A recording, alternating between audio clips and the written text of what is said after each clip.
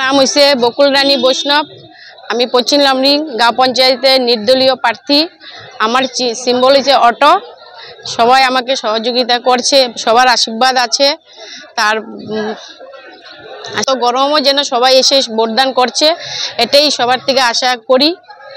তার কোনো ভুল টুল হইলে ক্ষমা করবেন। আমি যদি জয়যুক্ত হতে পারি সবার জন্য ভাববো। সবখানে গিয়েছি, দেখেছি অনেক কষ্ট, সবারই অনেক কষ্ট আছে। তো ভাববো যে সবার জন্য কিছু করতে পারি, সে কারণে আমি এবার দাঁড়িয়েছি। সবাই যদি আমাকে সহযোগিতা করে। মই পশ্চিম লামডিং জিপি 66 নং গাঁও পঞ্চায়তৰ 9 নং ৱাৰ্ডৰ অনিমা দাস সূৰ্যচিহ্নত মিলি আছোঁ। আৰু মনটোতো আছে, কনফিডেন্স লেভেলটো ঠিকই আছে এনেকা।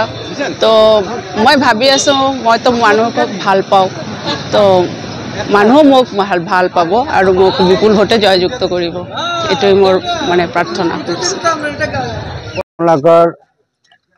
আপোনালোকৰ মিডিয়াৰ জৰিয়তে আমি আমাৰ যে লামডিং জিলা পঞ্চায়ত সমষ্টিৰ যিমান ভোটাৰ ৰাইজ আছে সকলোকে আজি মই অভিনন্দন বা ধন্যবাদ জনাইছোঁ যে আমাৰ যিটো জিলা পঞ্চায়ত সমষ্টিৰ অন্তৰ্গত যে 4খন গাঁও পঞ্চায়ত আছে, 4খন গাঁও পঞ্চায়ত সকলো ৰাইজে যাতে সুস্থ সুন্দৰ শান্তিৰে ভোটদান কৰে, এইটো ৰাইজৰ ওচৰত মোৰ প্ৰথম অনুৰোধ।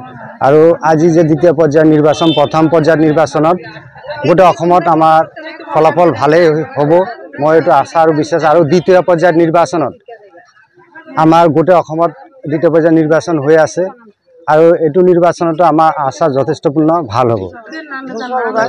ৰাইজে বিচাৰি আছে, যেনেকুৱা আমাৰ কেন্দ্ৰত মোদী চৰকাৰ আছে, ভাৰতবৰ্ষৰ সকলো ৰাইজে আমাৰ প্ৰধানমন্ত্ৰী হিচাপে মোদীৰ যিটো চিন্তাধাৰা, সেইটো চিন্তাধাৰাক সন্মান জনাই আছে। সন্মান জনাই ৰাইজে আজি সকলো ৰাইজ বিজেপিৰ প্ৰতি আকৃষ্ট হৈ আছে।